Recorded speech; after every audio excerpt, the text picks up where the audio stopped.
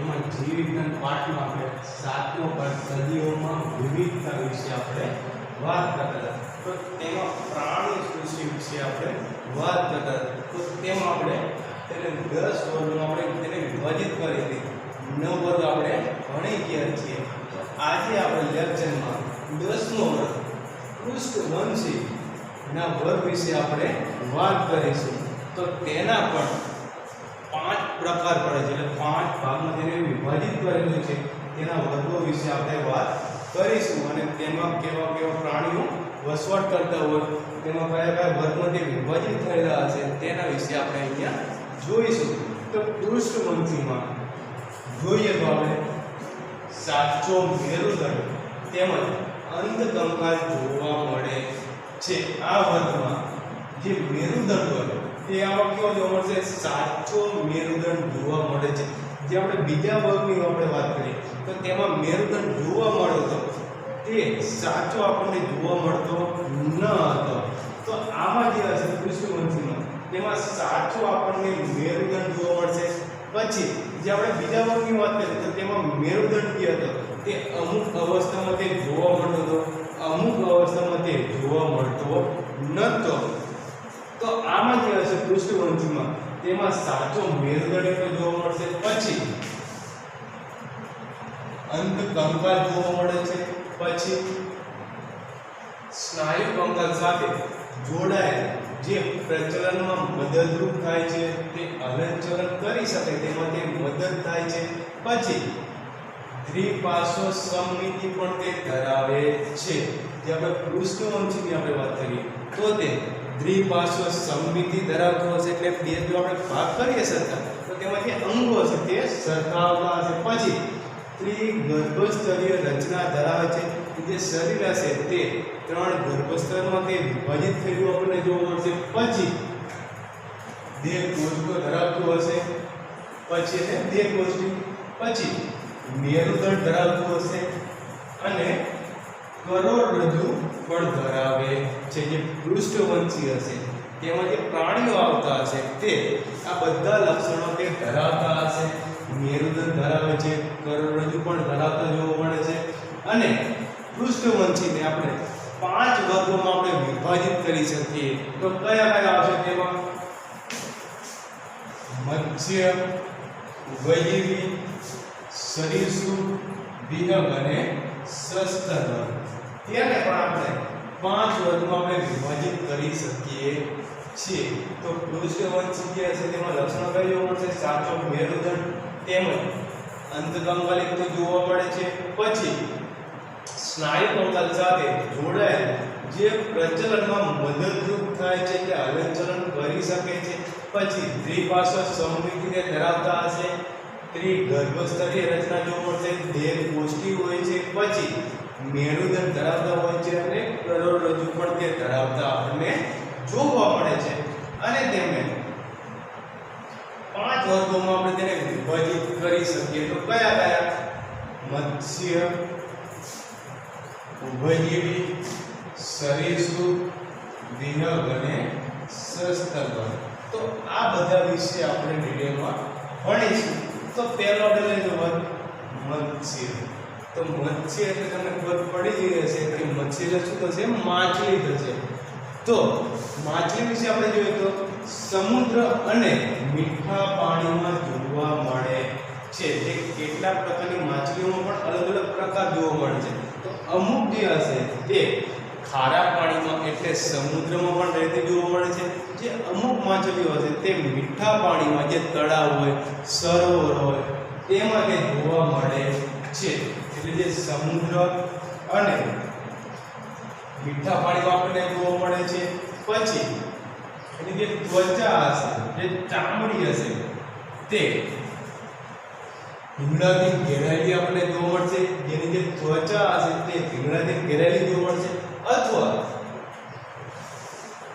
પ્લેટોથી ઢંકાયેલી જોવા મળશે. જો ભીંગડા ના હોય તો એના પર પ્લેટ જે હોય તેવું ચામડીનું તે આવરણ ધરાવતી હશે. જેની જે ત્વચા હશે તે ભીંગડા અથવા પ્લેટોથી ઢંકાયેલી આપણને જોવા મળે છે.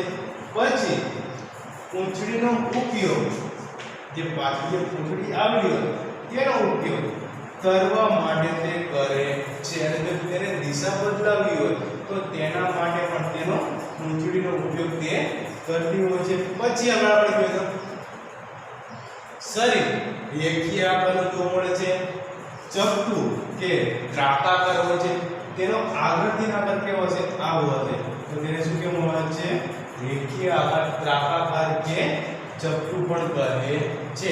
તો તેના આકારના કારણે તે પાણીમાં બહુ સહેલાઈ રીતે તે હલનચલન કરી શકે છે.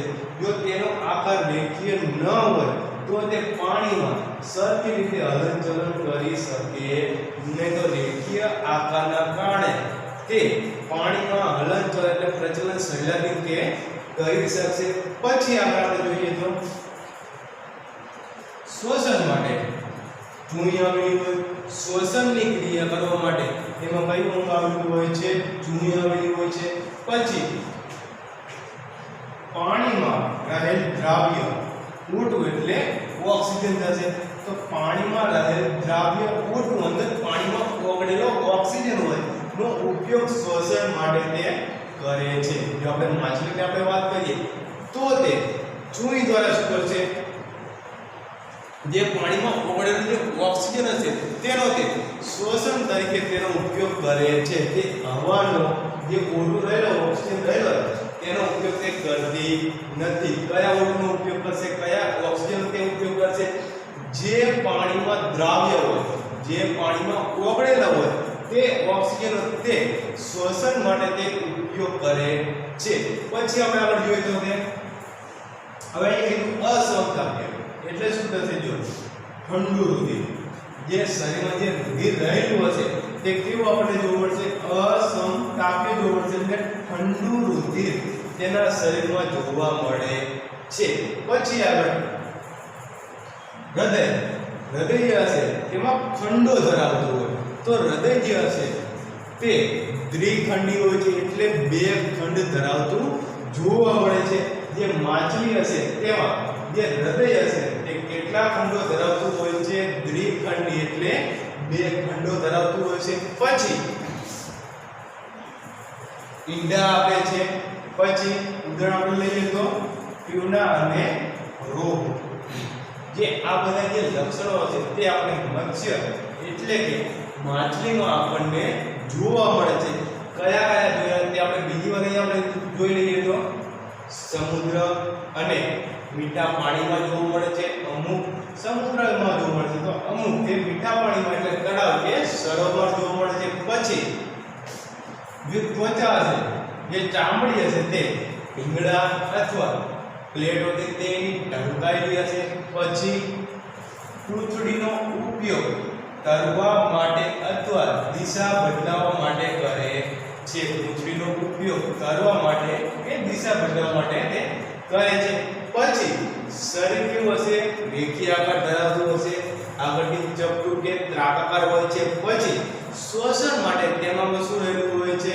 ચૂંઈ રહેલી હોય છે. તે શું કરશે? પાણીમાં જે ઓગળેલો ઓક્સિજન હશે તેનો ઉપયોગ તે શ્વસનની ક્રિયા કરવા માટે તે કરે છે. એટલે તે પાણીમાં તે રહી શકે છે. જો પાણીમાં જે ઓગળેલો ઓક્સિજન હોય, જે દ્રાવ્ય ઓક્સિજન હશે, જો તેનો ઉપયોગ તે ન કરી શકે તો તે પાણીમાં રહી શકે નહીં. પછી આગળ અસમતાપીય એટલે ઠંડુ રુધિર જે ધરાવતું હશે. પછી જે હૃદય હશે તે દ્વિખંડીય રચના ધરાવતો હશે, એટલે બે ખંડ ધરાવતો હશે અને ઈંડા આપે છે. ઉદાહરણ તરીકે ઈંડા અને રોહુ. પછી આપણે બીજા વર્ગની આપણે વાત કરીએ તો ઉભયજીવીની. તો ઉભયજીવી તો તેના વિશે આપણે જોઈએ તો શ્લેષ્મ ગ્રંથિઓ ત્વચા ઉપર ધરાવતી હોય, પ્રસ્વેદ અને તેલી ગ્રંથિઓ જેવી. એટલે તેની જે ત્વચા છે તેમાં જે શ્લેષ્મ ગ્રંથિઓ ત્વચા ઉપર તે ધરાવતી હોય છે. પછી જે હૃદય હશે તે ત્રિખંડીય તમને કીધું. તો ત્રિખંડીય એટલે શું થશે? ત્રણ ખંડો ધરાવતું. દ્વિખંડીય એટલે બે આવશે. તો અહીંયા તમને શું કીધું? હૃદય ત્રિખંડીય રચના ધરાવે છે એટલે ત્રણ ખંડો તે ધરાવતું જોવા મળશે. પછી બાહ્ય કંકાલ ન હોય, તેમના શરીરમાં બહારનું કંકાલ હોતું નથી. પછી મૂત્રપિંડ હોય છે, જે મૂત્રપિંડ શું કરે છે, જે ઉત્સર્જનની જે ક્રિયા થતી હોય એમાં તે મદદરૂપ થાય છે. એટલે જે ઉભયજીવી હશે તેમાં મૂત્રપિંડ હોય છે, ઉત્સર્જનની ક્રિયા માટે તે મહત્વનું છે. મૂત્રપિંડ હોય છે. પછી શ્વસન માટે ઝાલરો અને ફેફસા વડે તે શ્વસનની ક્રિયા કરતા જોવા મળે છે. જે ઉભયજીવી જે વર્ગ હશે તે શ્વસન માટે શું કરશે, એક તો ઝાલરો ધરાવતા હોય અને ફેફસા વડે પણ તે શ્વસનની ક્રિયા કરતા જોવા મળે છે. પછી ઈંડા આપે છે. પછી જોઈએ તો આપણે કે પાણી અને જમીન ઉપર રહી શકે છે. જો આપણે ઉભયજીવની આપણે વાત કરીએ તો અમુક જે સજીવો હશે, જે પ્રાણીઓ હશે તે અમુક તે પાણીમાં રહેતા હોય અને જે અમુક હશે તે જમીન ઉપર પણ રહેતા આપણને જોવા મળે છે.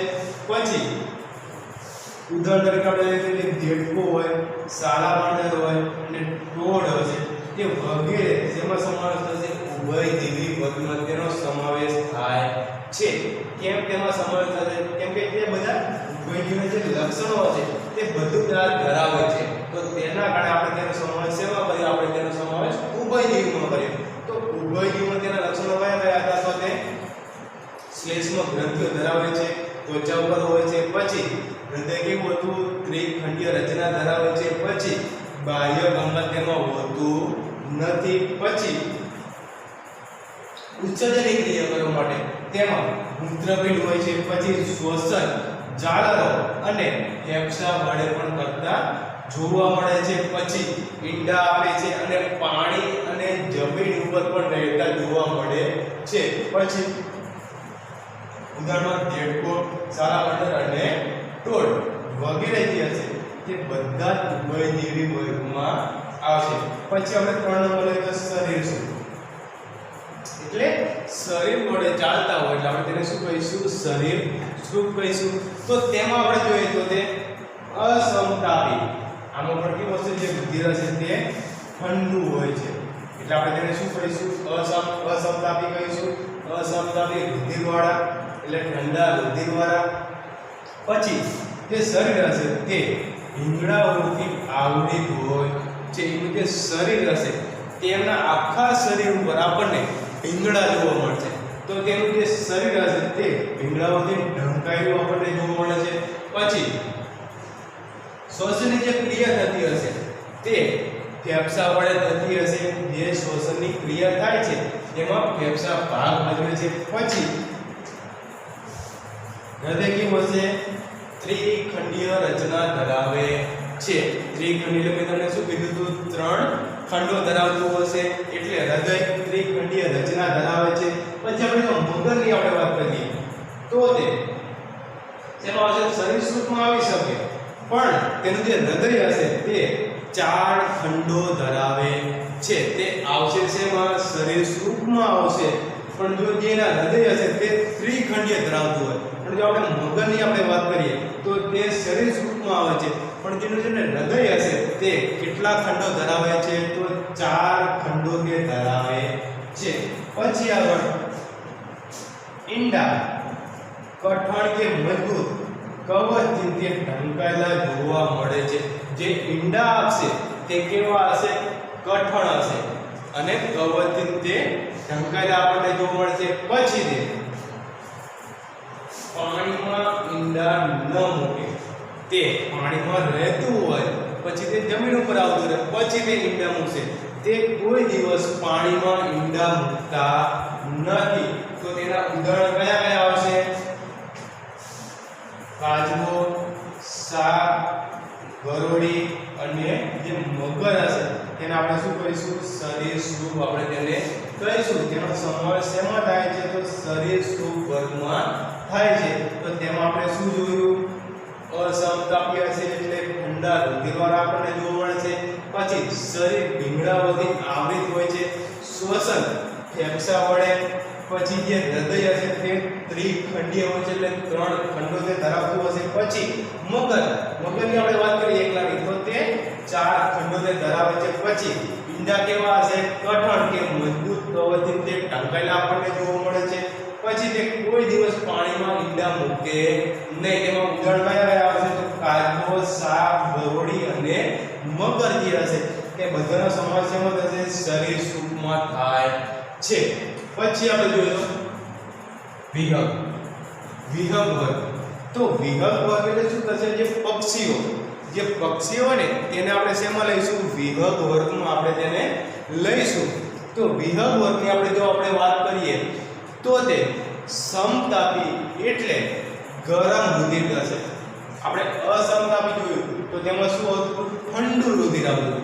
પણ અહીંયા તમને શું કીધું? સમતાપી. સમતાપી એટલે શું થશે? ગરમ રુધિર. અસમતાપીમાં શું હતું? ઠંડુ રુધિર આવતું. પણ સમતાપીમાં કેવું હશે? ગરમ રુધિર તે ધરાવતું હોય છે. આપણે જો પક્ષીઓની આપણે વાત કરીએ તો તે સમતાપી એટલે ગરમ રુધિર તે ધરાવે છે. ગરમ આપણે તેને બીજા શબ્દોમાં કેવું તો ઉષ્ણ પણ આપણે તેને કહી શકીએ. ઉષ્ણ એટલે શું થાય? ગરમ થાય. તો સમતાપી એટલે ગરમ રુધિર તે ધરાવે છે. પછી આપણે વાત કરીએ જે હૃદય હશે તે 4 ખંડો ધરાવે છે. હૃદયમાં 4 ખંડો આપણને જોવા મળે છે. 4 ભાગોમાં હૃદય વિભાજિત થયેલું આપણને જોવા મળે છે. પછી તે ઈંડા મૂકે છે. પછી 2 જોડ ઉપાંગો તે ધરાવતું હોય છે. તેમાં 2 અગ્ર ઉપાંગો ઉડવા માટે પાંખોમાં તે પરિવર્તિત થયેલી જોવા મળે છે. 2 જોડ ઉપાંગો હોય છે તેમાં જે 2 અગ્ર ઉપાંગો ઉડવા માટે તે પાંખોમાં તે પરિવર્તિત થયેલી જોવા મળે છે. તેના કારણે તે આકાશમાં ઉડી શકે છે. પછી જેનું શરીર હશે તે પાંખોથી ઢંકાયેલું જોવા મળે છે. જે વિહંગ વર્ગ હશે તેમાં જે શરીર હશે તે પાંખોથી ઢંકાયેલું આપણને જોવા મળે છે. પછી આગળ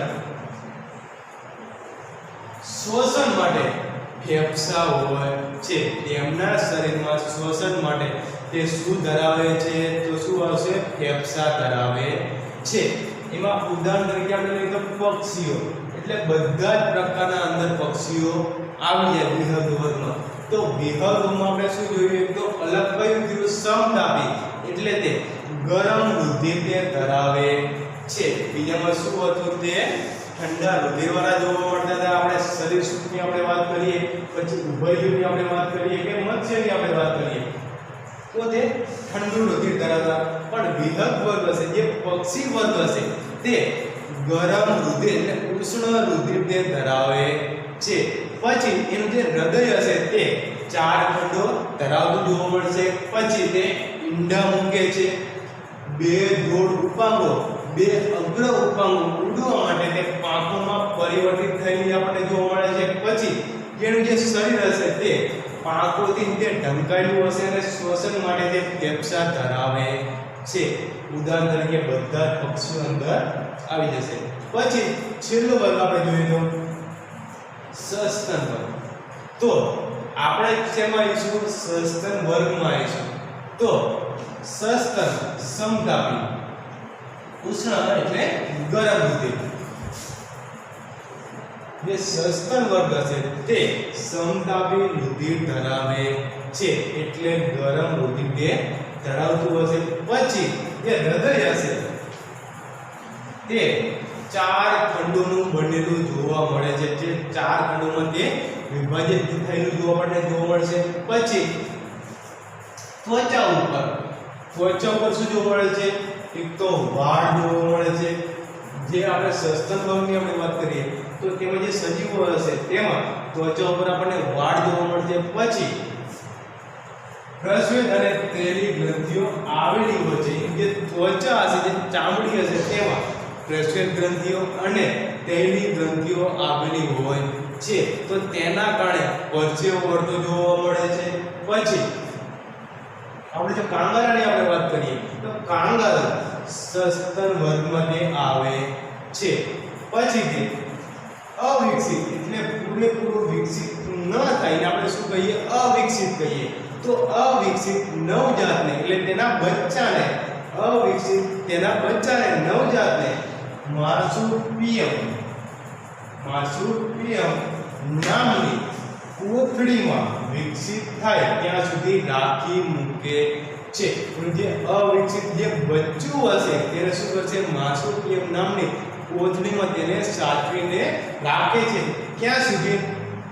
કે ત્યાં તે વિકસિત ન થાય પૂરેપૂરું ત્યાં સુધી તેને માર્સુપિયમ નામની કોથળીમાં તેને સાચવીને રાખે છે. પછી ઉદાહરણ તરીકે આપણે લઈએ તો શું આવશે? માનવ. આપણે શેમાં આવીશું? સસ્તન વર્ગમાં આવીશું. પછી ઉંદર, બિલાડી, વહેલ અને ચામાચીડી વગેરે સસ્તન વર્ગમાં આવે છે. તો 10મો પ્રકાર પ્રાણી સૃષ્ટિમાં આપણે પૃષ્ઠવંશી હતો તો તેમાં આપણે 5 વર્ગોમાં તેને વિભાજિત કરીએ તો તેમાં આપણે મત્સ્ય વિશે આપણે ભણી ગયા. તો સમુદ્ર અને મીઠા પાણીમાં તે જોવા મળે છે. ત્વચા, ભીંગડા અથવા પ્લેટોથી તે ઢંકાયેલી જોવા મળે છે. પૂંછડીનો ઉપયોગ તરવા માટે કરે છે. શરીર કેવું હશે? રેખીય, ચપટું કે ત્રાકાકાર આપણને જોવા મળે છે. શ્વસન માટે જૂનું હોય છે. તે પાણીમાં રહેલ દ્રાવ્ય એટલે ઓગળેલા કોટીનો ઉપયોગ શ્વસન માટે તે કરે છે. પછી અસમતાપ્ય એટલે ઠંડુ રુધિર ધરાવતો હોય એને આપણે શું કહીએ? અસમતાપ્ય તેને કહેતા હોય. પછી હૃદય દ્વિખંડી એટલે 2 ખંડો ધરાવતું હોય છે અને ઈંડા આપે છે. તો તેમાં ઉદાહરણ તરીકે ટ્યુના અને રોહુ. પછી ઉભયલિંગની આપણે વાત કરીએ તો તેમાં શ્લેષ્મ ગ્રંથિઓ ત્વચા ઉપર જોવા મળે છે. હૃદય કેવું હશે? ત્રિખંડી એટલે 3 ખંડ ધરાવતું હશે અને બાહ્ય કંકાલ તેમાં જોવા મળતું નથી. પછી મૂત્રપિંડ હોય છે જે ઉત્સેચન કે ક્રિયા થતી હોય તેના માટે તેમના શરીરમાં મૂત્રપિંડ રહેલું હોય છે. પછી શ્વસન માટે ચાલરો અને ફેફસા વડે તે ક્રિયા થતી હોય છે. ઈંડા આપે છે. પાણી અને જમીન ઉપર તે રહેતા હોય છે. ઉદાહરણ તરીકે દેડકો, સાલામંડર અને ઢોળ વગેરે. પછી 3 નંબર શરીર તો તે અસમતાપી એટલે ઠંડા રુધિરવાળા શરીર ભીંગડાઓથી આવૃત હોય છે. શ્વસન ફેફસા વડે થતું જોવા મળે છે. હૃદય કેવું હશે? ત્રિકંડીય રચના ધરાવતું હશે. જો આપણે મગજની વાત કરીએ તો તે 4 ખંડો ધરાવતો હશે તે અલગ થશે. પછી ઈંડા કેવા હશે? કઠણ કે મજબૂત કવચથી તે ઢંકાયેલા જોવા મળે છે. પાણીમાં ઈંડા તે મૂકતા નથી. તેમાં ઉદાહરણ કયા આવશે? કાચબો, સાપ, ગરોળી અને મગર આવશે. પછી આપણે વિહંગોની આપણે વાત કરીએ તો તે ગરમ રુધિર તે ધરાવતા હશે અને હૃદય 4 ખંડો ધરાવે છે. પછી ઈંડા મૂકે છે. 2 જોડ ઉપાંગો, 2 અગ્ર ઉપાંગો ઉડવા માટે તે પાંખોમાં તે પરિવર્તિત થયેલી આપણને જોવા મળે છે. શરીર પાંખોથી ઢંકાયેલું આપણને જોવા મળે છે. શ્વસન માટે તેમાં શું આવેલું હોય છે? ફેફસા કે ધરાવે છે. ઉદાહરણ તરીકે બધા પક્ષીઓ વિહંગ વર્ગમાં આવી જશે. પછી સસ્તન વર્ગ સમતાપી, ઉષ્ણ, ગરમ રુધિરવાળા તે હોય છે. પછી હૃદય હશે તે 4 ખંડો તે ધરાવતું હોય છે. ત્વચા ઉપર વાળ, પ્રસ્વેદ ગ્રંથિ અને તેલી ગ્રંથિઓ હોય છે. પછી કાંગારુની આપણે વાત કરીએ તો તે અવિકસિત નવજાતને સાચવવા માટે તે માર્સુપિયમ નામની કોથળીમાં તેને વિકસિત ન થાય ત્યાં સુધી તેને અંદર રાખી મૂકે એટલે સાચવે છે.